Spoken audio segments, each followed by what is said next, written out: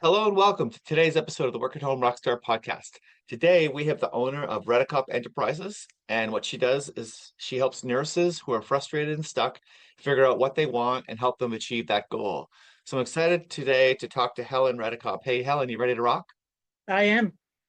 Awesome. We always start off here in a good note. So tell me a story of success that we can be inspired by.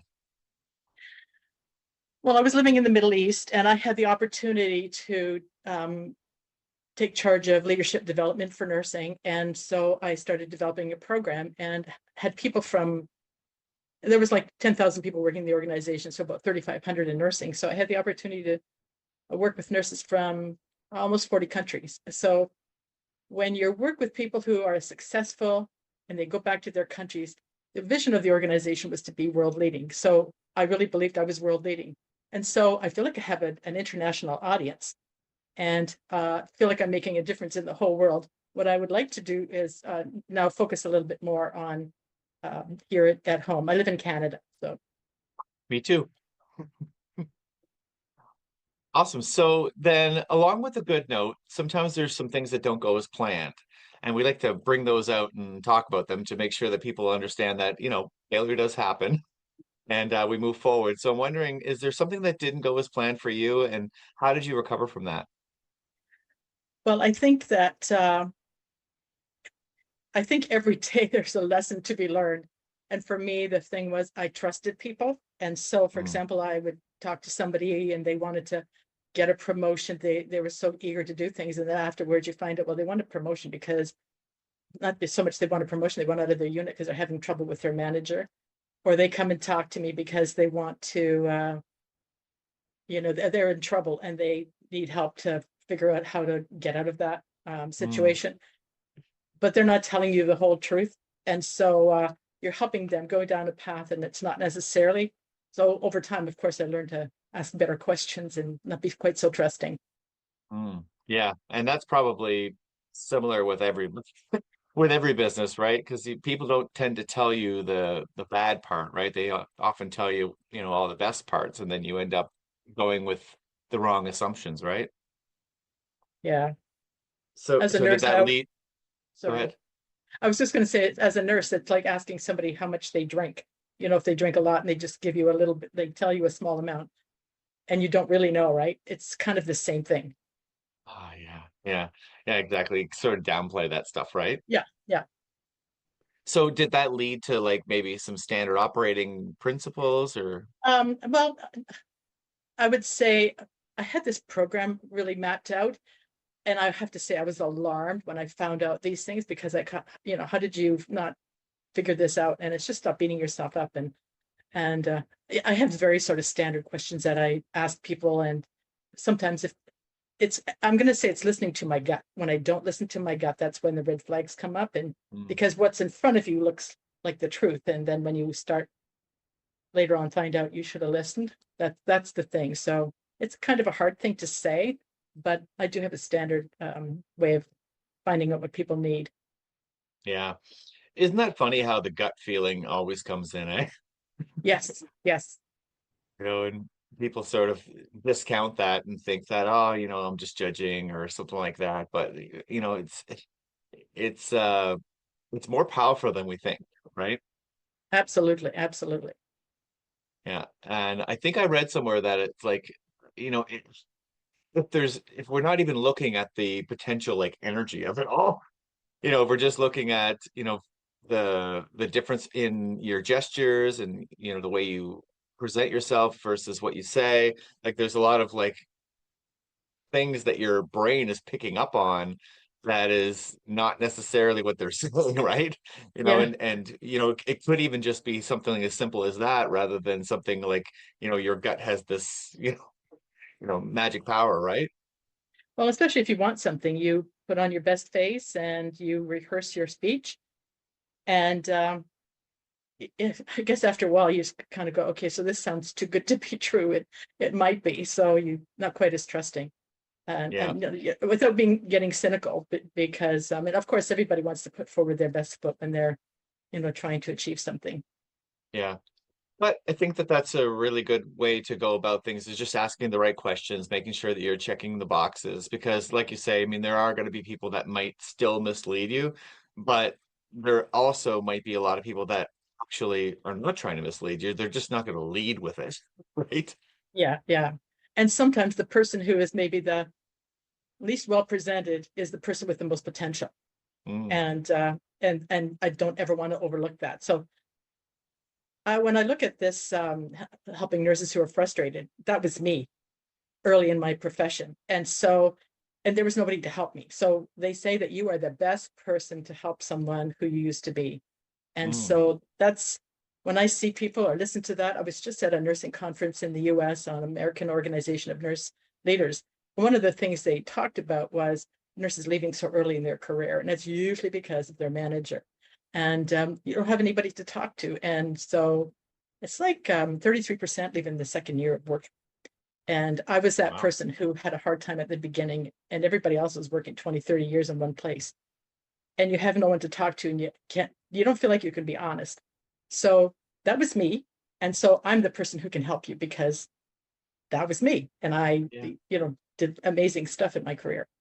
Yeah. Yeah, and that applies to pretty much all the disciplines, really. I mean, you're going to be able to explain to somebody a lot better if you went through it because you sort of you feel the same way that they're feeling. You can kind of go back into the time a little bit and go, okay, that's what I was thinking at the time. You're probably able to help them better, right? Yeah. And you feel like you can't tell anybody because what do you mean you don't care? Yeah. There's all that guilt. And then people who have been doing the same thing for 20 years and love it. And I'm not saying there's anything wrong because we need everybody. Yeah. But you're that person who feels unhappy, and maybe if you have the right direction, you can get into what you want and go and do that as opposed to staying unhappy or quitting altogether. And so Yeah. yeah. So when we get into business for ourselves, one of the things that I think a lot of people struggle with is just the sales part of it, just the marketing part of it, getting out there and bringing in fans, right? Yeah, A lot of people will say, "Hey, I'm really good at doing whatever it is." Like you just said, I mean, you were in a situation, you got yourself out of that situation, and now you feel like you can help people. But now what? How do you find the people to help? yeah. And so like I say, I was getting people like even on LinkedIn, I have people contact me on LinkedIn because they know I help you, for example, and they know you and you Mhm. got what you wanted. And so people that I don't know. So I have people contacting me that way. And like I say, have my connections everywhere. And so that's how it's happened. But like I would like to do something more here in Canada because this is where I live and this is my home. And when I talk to nurses here, I mean, I talked to somebody who I went to see a visit a friend, and she had a nurse at really nice, lovely lady, really did a great job. But she says, I've been working for 3 months. I'm looking for something else. This is not, feeding my soul the way I thought it would. And so, it's great to help the world, but this is my backyard and what can I do here? And so I Mm, know we just had an election, so now we have people in place. Like I would really love to have somebody come up and say they have this idea about how we could fix this in healthcare because everything's so broken. This is your opportunity. And so I'm not saying I know what it is, but there's if you have the idea, I'd love to work with you to help you navigate that and see what you could make happen. mm. So, for Yeah. example, when I was at this conference, there were these two nurses who were venture capitalists, and they had other nurses who invested this money, and they had like a shark tank. So you have an idea when you're working with patients, and you think there's things that we could do this differently if we had this, or just things that you would make life easier. Mhm. And so, how do you get that happening? So you have your idea, you make your pitch, and then they look at it and helping you invest money to make that happen. And so I just sort of, I'd never heard that before. And so it's just like another avenue to help direct people because like there were 5,000 people there and you're listening to all these different organizations talk about what they do. And they had some really interesting ideas. And that's why I like to keep going because you can't look at healthcare the way it was. It's Mm. changing. And so you want to make sure that you keep up to date. Yeah, that's true too. So now, are there any tools that you use in your business to get success? Um, well, I've been really fortunate to have had situations where I was helped. So for example, in terms of, I taught crucial conversations. I taught the influencer. I went through a whole process in helping me write resumes at Sal. I went through a whole thinking into results program, and I've used these things and they've helped me. So those are just some of them that I can help people with. Okay, so you take courses yourself then. Absolutely. I'm part of a support group, and we meet every morning at 6 o'clock, Monday to Friday. And on Friday, it's strategy, and we share ideas and support each other. Because when you're used to working in a big place with lots of people, working by yourself and talking to your family is different. When you're working, other people who are doing what you do, and you work together and keep each other motivated. Yeah. Is that like a mastermind? Well, yeah, you could call it that. We just call it a support group, but it is like a mastermind. On Fridays, we call it a mastermind. Right on. And how did you get hooked up with that group? When I did thinking into results, they had the 6 a.m. club, and we started there, and of course that broke away, but we continued. So there are people there who've written books, they do different things, but we all started at the same place. And yeah, people are different places in their companies. Some people are making reels, presenting in different places. And so, you come up with something and somebody else comes up with something, and they suggest it to the people in the team. And, so keep giving each other new ideas. Do you keep each other accountable on any of these ideas too? Some of them, yeah, some of them. And so when you started working on that, what kind of difference did you see in your business? What kind of I think I just felt more confident. Um, I was always really confident in what I did. You have a lot of people around you. And I remember a colleague saying to me, Helen, you have this big hospital. It's like your lab. And there's Mm, lots of people who can give you input. But when you're working by yourself, you're stuck with something, or you have a situation you're not sure how to handle, you have that person that you can, or a group that you can run this by.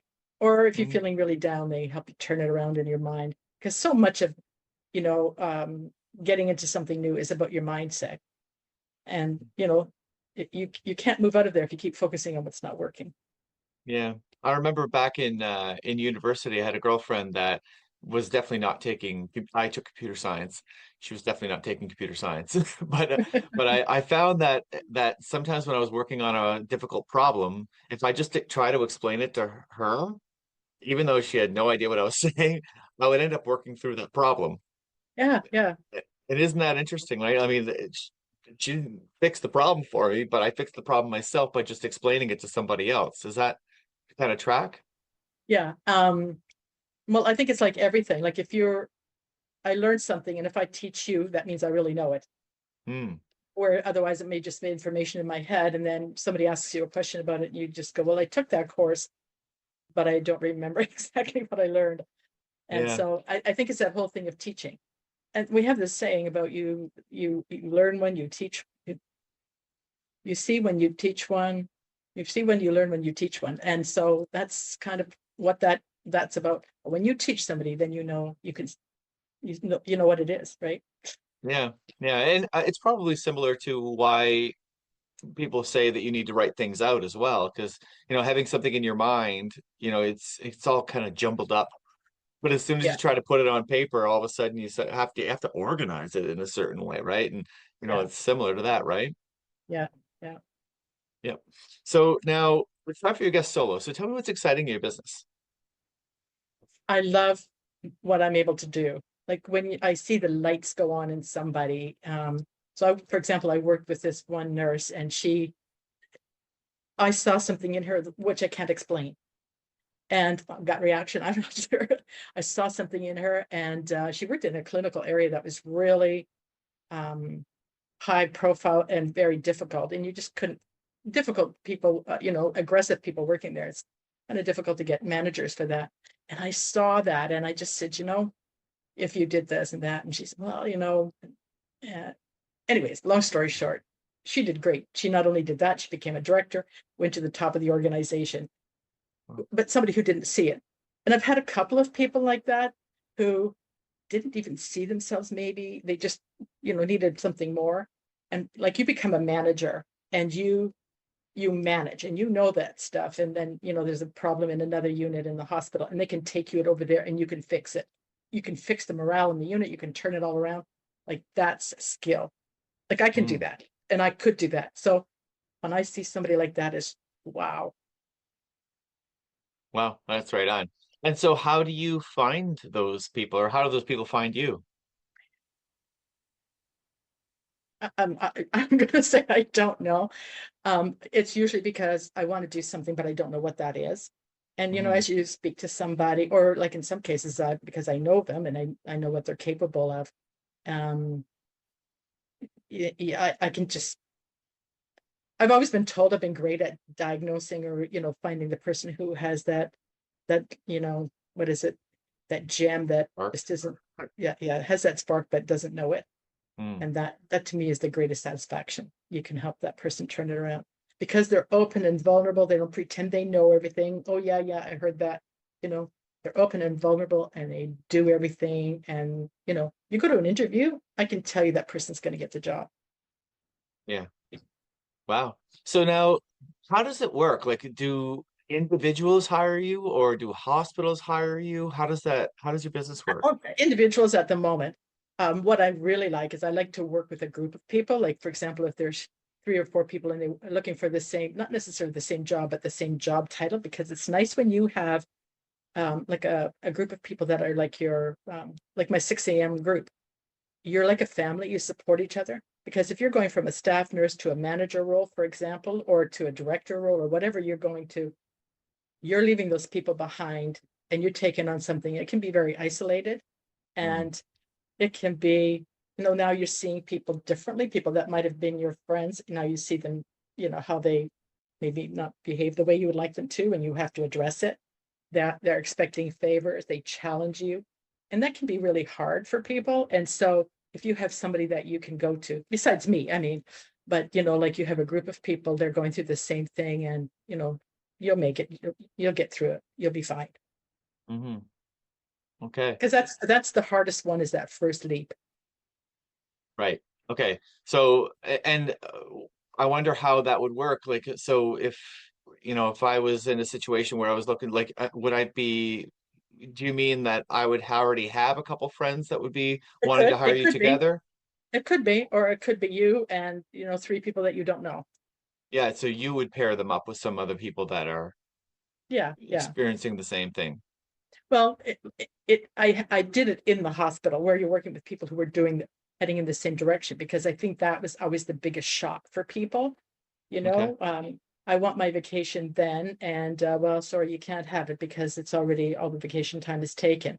Well, you're Mhm. my friend, I'm expecting you, and then, well, we're not carpooling anymore, or I'm not babysitting your kids anymore. Like it can get really Yeah, difficult, nasty. and so that's why it's nice when you have people, you know, who understand exactly what you're going through because they're in the same situation. I'm not saying it's always that way, but those kinds of things have happened, and that was the thing that I always heard people say was the hardest for them.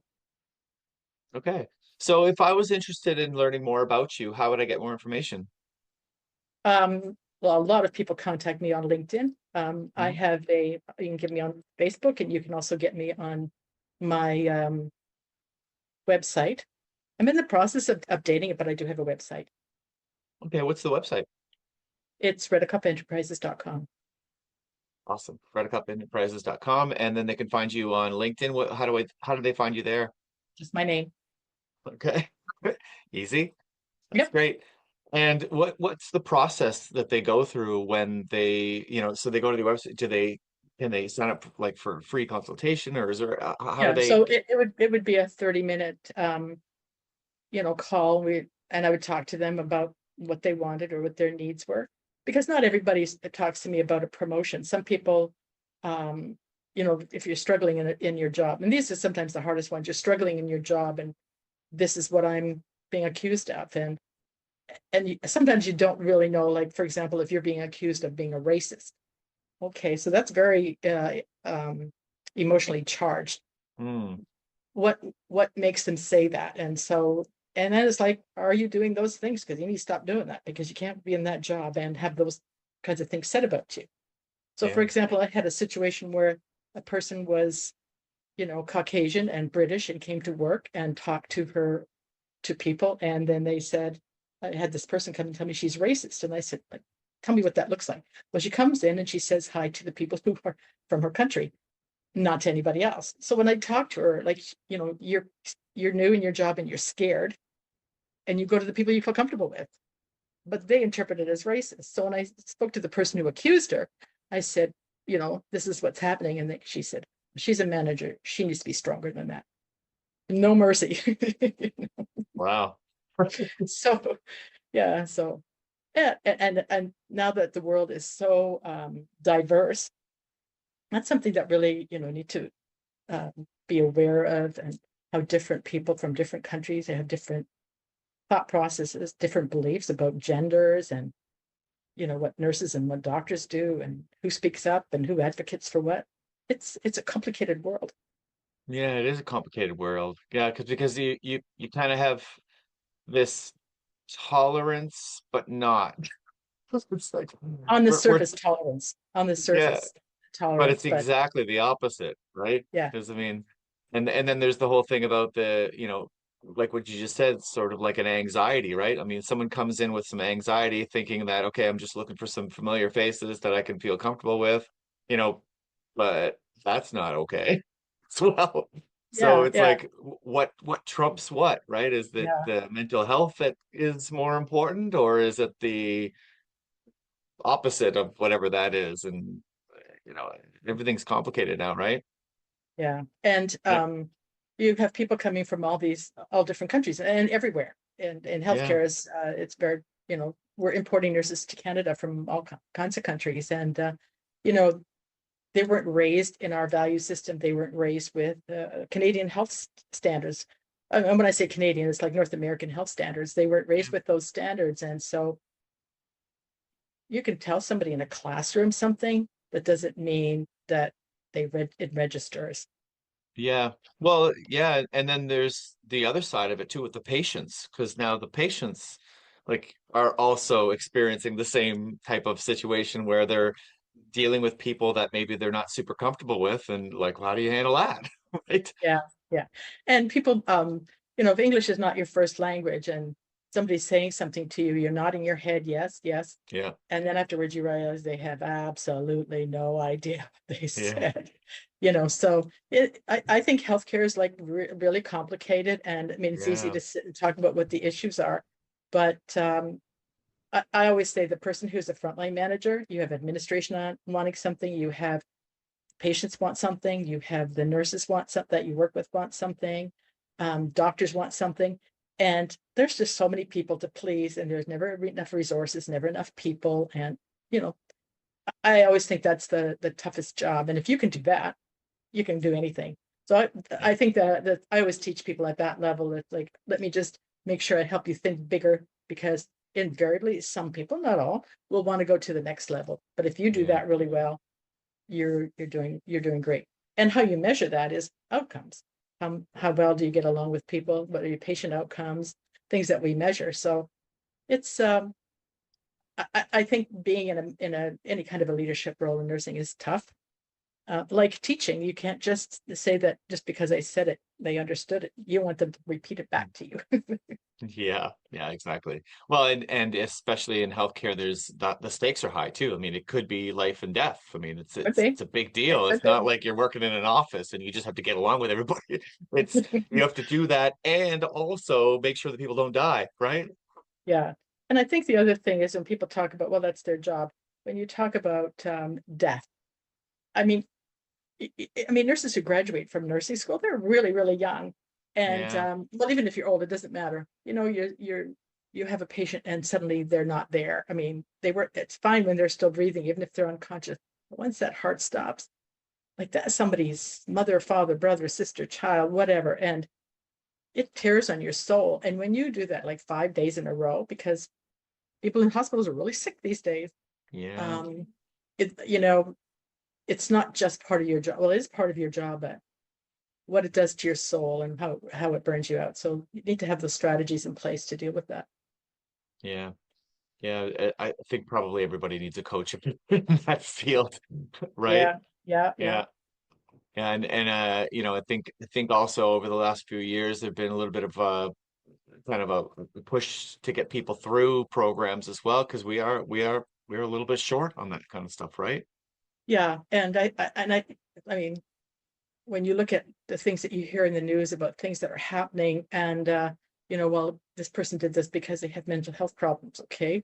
Well, whoever that person is that died, that's somebody's family member. So Yeah. does this, like, something has to change? Like, and how do we deal with the person who has mental health issues and doesn't take their medication? Like, what do we do with that? Because there are people who have come to harm because that wasn't taken care of. And so and a hospital is a microcosm of society. Like any healthcare situation is a microcosm of society. So people have kids who do drugs, they're divorced, they're all kinds of problems that everybody has, or lots of people have. They're not unique, they're not perfect because they're looking after other people that are sick. Hmm. So it's I think it's a complicated thing, but like if you love it and you are excited about solving the problems, it's the place to be because it gives you great satisfaction when it turns around. Yeah, I think that that's the other part of it too, is that there's a lot of people that get into that field because of the reward on the other side is actually pretty high, right? Yeah. It's just a really challenging. I do know some nurses, so Oh, okay. it's you kind of hear the stories of what's going on, and unfortunately, we don't have the best support for our healthcare system right now, and I'm hoping that that changes over the next little while. Um, but And the yeah. resources are not there either for the workers or for the people who are patients. The resources are not there to support that. And so everywhere you look, that piece seems to be broken. And then what's the quality too, of what you of what's available to you, and do you jive with them? And I know that I lived in Vancouver for a long time, and everybody has employee assistance programs, but there's still this thing about going to see somebody, and it's the scariest thing that they'll ever do. And it's talking about yourself, but for some reason, people think that whatever has happened to them has never happened to anybody else, and that's never Mhm. true. Well, my idea is I think that pharmaceutical companies should be nonprofit. Yeah. But I mean, hey, will that ever happen? I don't know. But if No, it did, don't hold your just breath. imagine. Yeah, because Yeah. it just doesn't make any sense that there'd be companies that are making money off of that when, it probably would solve a lot. But, you know, Yeah. And our society is very much, where you're not feeling well, here's a pill. yeah, and that's wrong. I think it's wrong. I've been very the opposite my whole life. I don't even take Tylenol. Like, it's just I I I but then again, I've organized my lifestyle as a work at home rock star. I work from home. If I'm not feeling good, I take a nap. I don't think a whole lot of people are in this situation where they can just sleep it off, right? Or they're in a Yeah. situation where they have to go to work. There's no Yeah. other choice, right? Yeah. You know? And like when we different businesses have gone through layoffs and the spouse is laid off, and it's like they come Hmm. and they talk to you. It's just like I just need to make sure my job is secure because we'll lose our home if I don't work. And I mean, people have very, very stressful situations. I think life's really stressful. Yeah.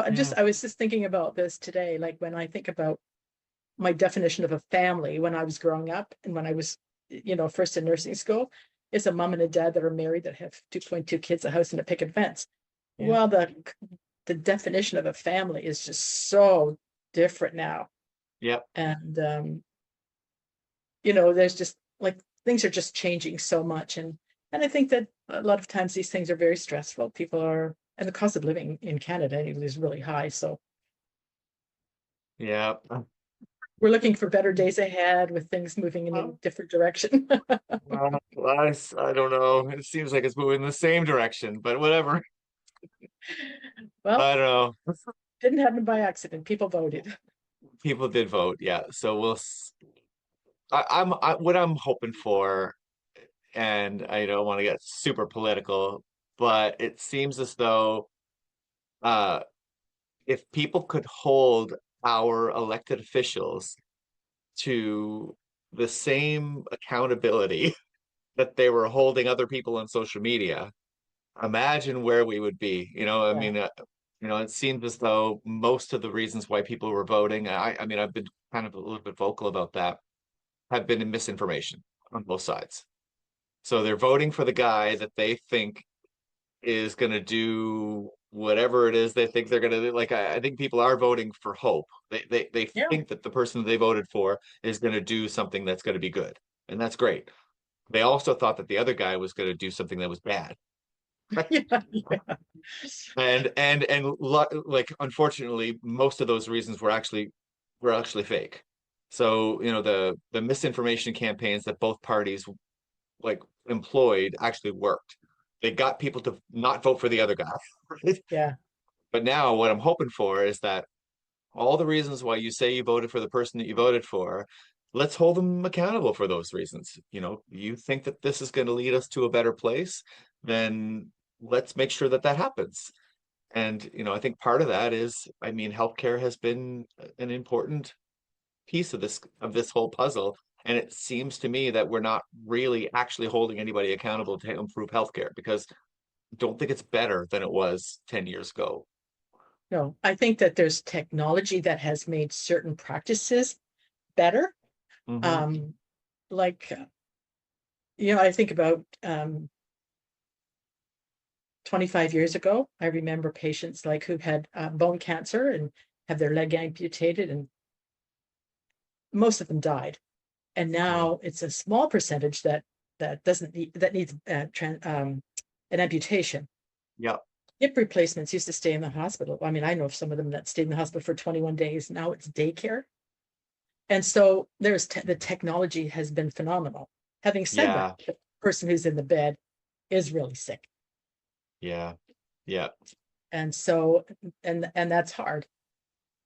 Yeah. I think what I hope is going to happen, because like when I think about the healthcare system the way it is right now, I think that uh when it comes to like acute care, like meaning like you say you get into an accident or something like happen, well, I think that we've got a pretty good system, opposed to 10, 20, 30, 40 years ago.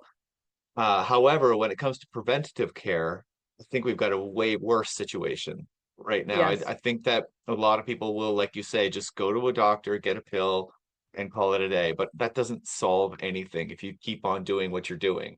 So what I'm hoping is going to happen, and I mean, you'd think that this would be supported by by the powers that be, but a lot more preventative care. And I'm not talking about a pill, I'm talking about just lifestyle changes that I think would make a huge difference. And if our governments could sort of jump on board and say, hey, what if we just kept people away from the hospital in the first place, unless something happens, they get into an accident, maybe that might free up some resources, because I know that wait times in emergency rooms are pretty long, and I imagine a lot of that would not happen if we had better preventative care, maybe with more holistic type medicine. I don't know.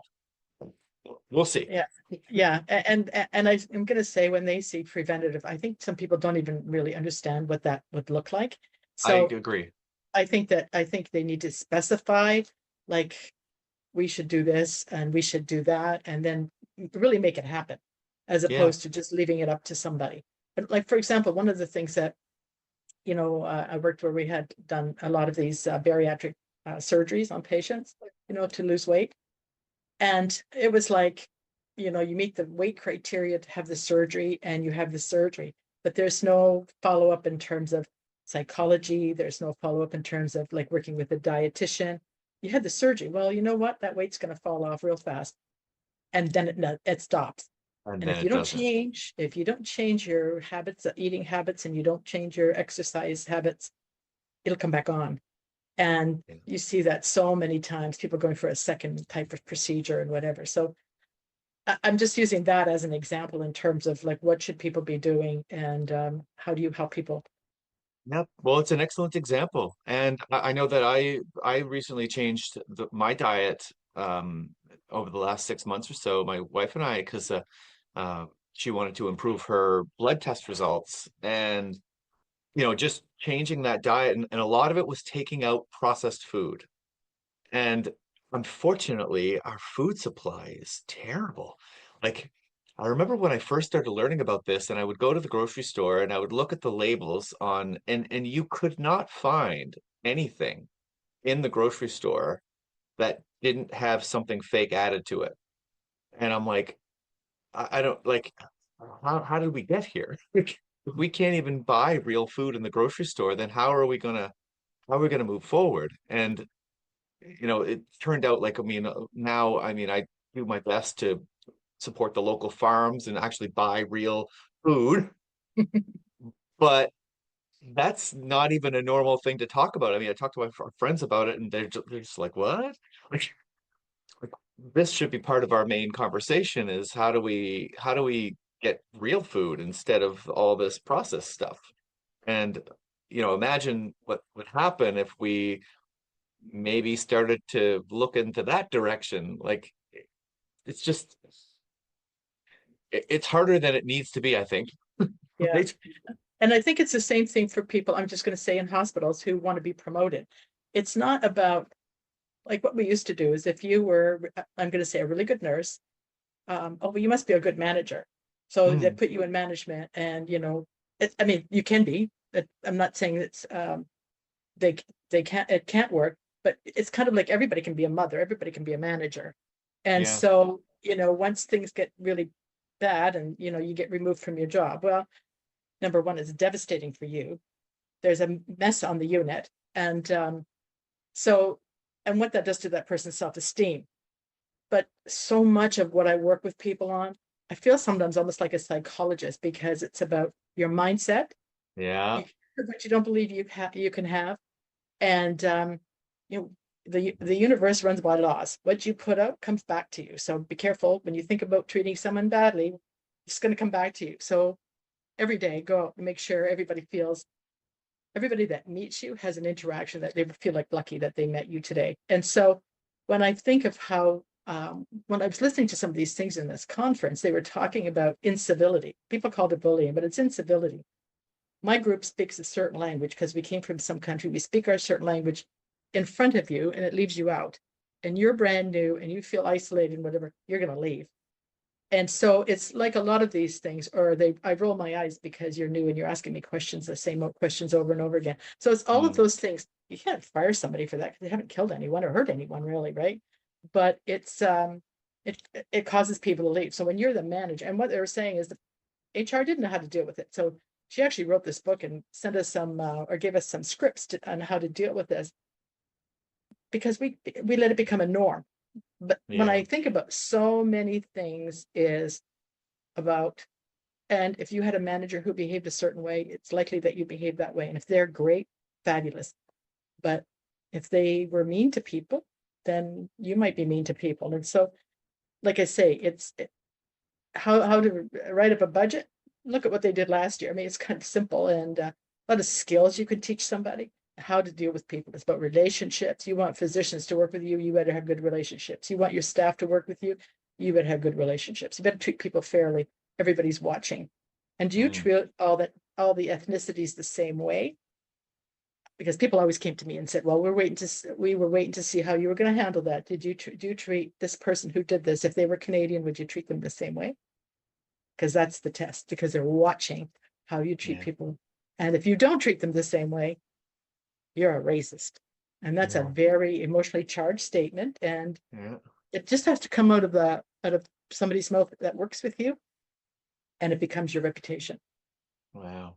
Wow. So it's all of those things. And that's why I say I think it's tough. And